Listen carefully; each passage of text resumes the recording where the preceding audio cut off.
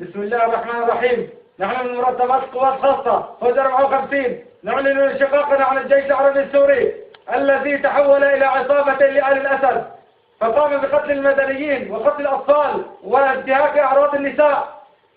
فأولا نترحم على أرواح شهدائنا الأبرار.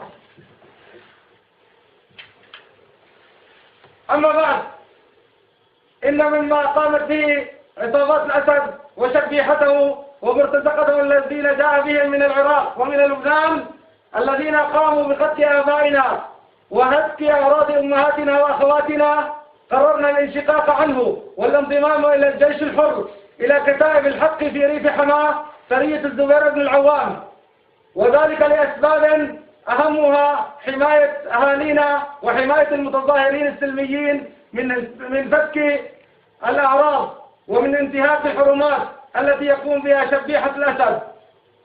ونقسم بالله العظيم جميعا، أقسم بالله العظيم أن نكون أوفياء لشعبنا وأن ندافع عنه بكل ما أوتينا من قوة، والنصر لنا بإذن الله. الله أكبر.